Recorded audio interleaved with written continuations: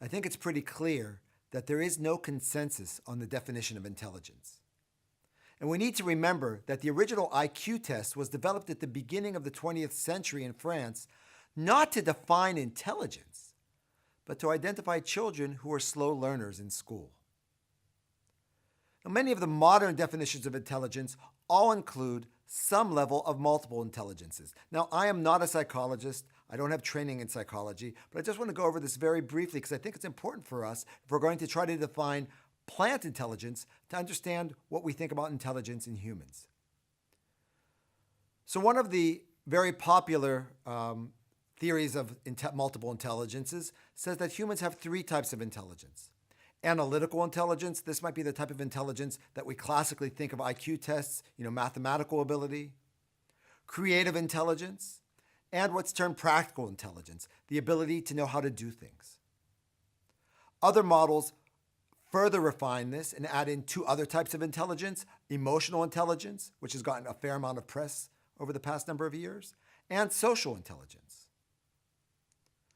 The well-known psychologist Howard Gardner has expanded this even further to where he has 9 different types of intelligences. So theoretically, why not add a 10th level of intelligence, and we could define this as vegetal intelligence?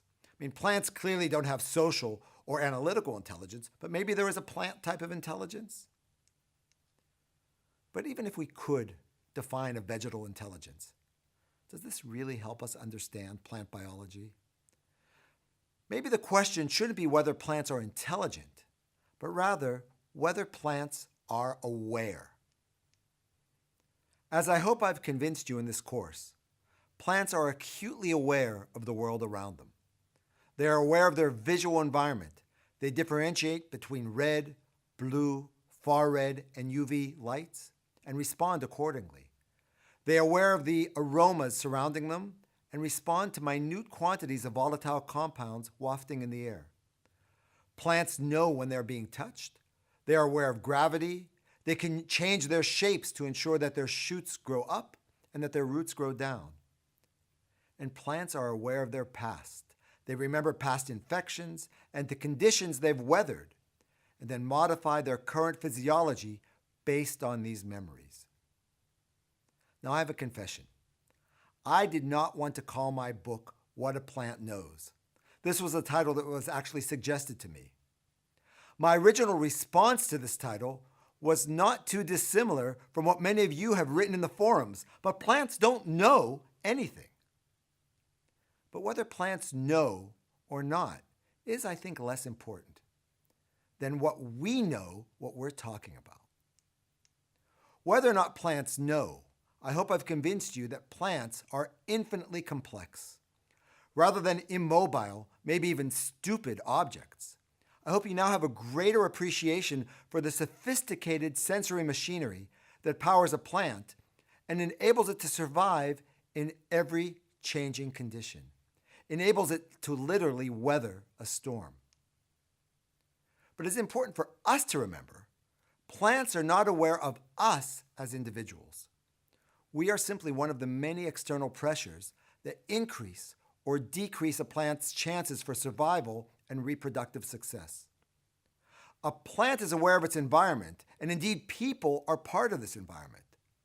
But plants are not aware of the gardeners or scientists who develop what they consider to be personal relationships with their plants. While these relationships may be meaningful for us as a caretaker, they are not dissimilar to a child and her imaginary friend. The meaning is unidirectional. And I say this as someone who has more than once used anthropomorphic language in the lab with sentences such as, well, these mutant plants don't look so happy today. Terms such as happy are our own subjective assessment of a plant's decidedly unemotional physiological status. For all the rich sensory input that plants and people perceive, plant senses are not manifested in emotion. That probably is one of the things that defines us as humans. We project on plants our own emotional interpretations and assume that a flower blooming is happier than one that is wilting. Well, if happy can be defined as an optimal physiological state, then perhaps this term fits. But I think that for all of us, happy depends on much more than being in perfect physical health. Actually, I think we've all known people who are afflicted with various ailments who consider themselves happy, or otherwise very healthy individuals who are actually miserable in their own mood. Happiness, I hope we can agree, is a state of mind. So if humans and plants are similar in that both are aware of complex light environments, intricate aromas, different physical stimulations, if humans and plants both have preferences, and if both remember, then do we see ourselves when we're looking at the plant? What we must see, I think, is that on a broad level, we share biology not only with chimpanzees and with dogs, but also with begonias and sequoias. We should see a very long-lost cousin when we gaze at our rose bush in full bloom, knowing that we can discern complex environments just as it can, knowing that we both share common genes. When we look at ivy clinging to a wall, we are looking at what, save for some ancient stochastic event, could have been our own fate. We are, as I hope you've learned in this class, seeing another possible outcome of our own evolution, one that branched off some 2 billion years ago. As we come to the end of our class, I want to finish by reading the last 2 paragraphs of our textbook, which sums up my own personal take on what a plant knows. A shared genetic past does not negate eons of separate evolution. While plants and humans maintain parallel abilities to sense and be aware of the physical world, the independent paths of evolution have led to a uniquely human capacity beyond intelligence that plants don't have: the ability to care. So the next time you find yourself on a stroll through a park, take a second to ask yourself, what does the dandelion in the lawn see? What does the grass smell? Touch the leaves of an oak, knowing that the tree will remember that it was touched, but it won't remember you. You, on the other hand, can remember this particular tree and carry the memory of it with you forever.